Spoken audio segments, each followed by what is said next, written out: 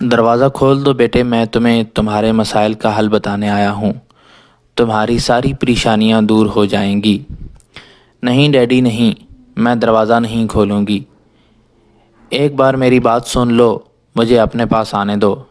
اس میں کوئی حرج بھی نہیں ہے، کسی کو معلوم بھی نہیں ہوگا۔ نہیں نہیں عمران، آ جائیں، پھر آپ کو جو کہنا ہے ان کے سامنے ہی کہیے گا۔ یہ تھی خوف سے لرزتی کانپتی اینی، جو اس گھر کے کمرے میں اپنے ننھے بچوں کے ساتھ بند تھی، جہاں وہ بڑے چاؤ سے شادی کر کے لائی گئی تھی۔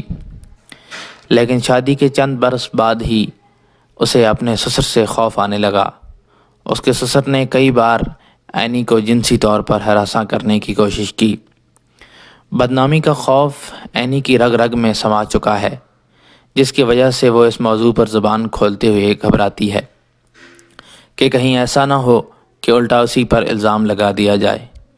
دوسری طرف اس کے سسر کو گھر میں ایک بہت ہی مہذب اور اچھا انسان سمجھا جاتا ہے، اور کوئی یہ سوچ بھی نہیں سکتا کہ وہ اتنا گھناؤنا فعل کر سکتا ہے۔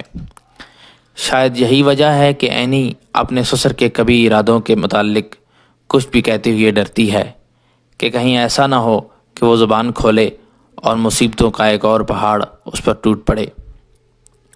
شادی کے بعد اس کے ساتھ جو حالات و واقعات پیش آئے، انہوں نے اسے ایک پر اعتماد اور ذہین لڑکی سے ایک خوف زدہ اور اعتماد کی کمی کا شکار لڑکی بنا دیا۔ اپنے سسر کی گندی نظریں تو وہ بہت پہلے ہی پہچان گئی تھی، لیکن اسے یہ معلوم نہ تھا کہ یہ شخص اپنی جنسی تسکین کے لیے کس حد تک جا سکتا ہے۔ اعلیٰ تعلیم، خاندانی پس منظر، دینی خیالات، معاشرتی حدود اور اخلاقی اقدار، کچھ بھی اس بھوکے شخص کا راستہ نہ روک سکا۔ کئی دفعہ تنہائی میں پا کر اس نے اینی سے جنسی زیادتی کرنے کی کوشش کی۔ کئی بار اس کا ہاتھ پکڑنے، اپنے قریب کرنے، اس کے کمرے میں گھسنے کی حرکت پر وہ بری طرح دھتکارے گئے، مگر نظروں کی گندگی میں کمی نہ آئی۔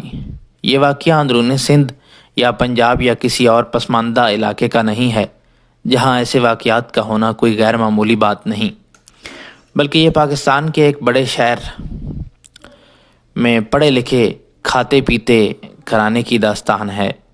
اینی کا مسئلہ بھی شاید اتنی گمبھیر شکل اختیار نہ کرتا اگر اس کا شوہر اس کا ساتھ دیتا۔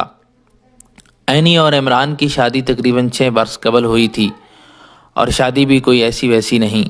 لڑکا اور لڑکی دونوں ہی ایک دوسرے کو پسند کرتے تھے، پھر دونوں خاندان بھی راضی تھے، مگر شادی کے چند ہی روز بعد لڑکے کی مردانگی اور غیرت اس کے سارے جذبات پر حاوی آتی گئی۔ اپنی پسند کی بیوی ہی کے بارے میں اس کے خیالات بدلنے لگے۔ وہ لڑکی جو اپنی پسند کے شخص سے شادی کر سکتی ہے، اس کی نظروں میں نہایت نیچ تھی، نہ جانے کس گھٹیا خاندان کی۔ کہا جاتا ہے کہ اولاد نرینہ عورت کا بڑا سہارا ہے، لیکن ایسا بھی نہ ہوا۔ 2 بیٹوں کی ماں ہونے کے باوجود وہ غیر محفوظ تھی۔ نہ تو شوہر کا پیار اور نہ گھر کا تحفظ اینی کے حصے میں کچھ بھی نہ آ سکا۔ سسر کے بارے میں زبان کھولتی تو خود ہی بدنام ہوتی۔ اس کے سسر اپنے گھر میں ایک نیک عظیم دیوتا کا درجہ رکھتے تھے، جن کے بارے میں ایسی ویسی بات کرنا بھی گناہ عظیم تھا۔ تو پھر وہ نیچ خاندان کی لڑکی کیسے یہ جرأت کر سکتی تھی؟ دوسری طرف شوہر کی بدسلوکی ذہنی و جسمانی تشدد کی شکل اختیار کرتی جا رہی تھی۔ علیحدگی کا سوچتی تو بچے چھن جانے کا ڈر تھا۔ سسر کا رویہ برقرار رہا۔ اسکول ہوں یا دفتر یا پھر اپنے خاندان والے، عورت کہیں بھی محفوظ نہیں ہے، اور نظروں کی یہ حریص ہر شہر، گاؤں اور قصبے میں پائے جاتے ہیں۔ نیت میں فطور کو عموماً پسماندگی یا غربت یا تعلیم کی کمی سے منسوب کر دیا جاتا ہے، لہٰذا یہ محض ایک غلط فہمی ہے۔ اور یہ بات ہے پاکستان کے دارالحکومت کی، جسے پاکستان کا ماڈرن شہر کہا جاتا ہے، جو کچھ پسماندہ علاقوں، شہروں، گاؤں میں ہوتا ہے، اس کا تو تصور بھی محال ہے۔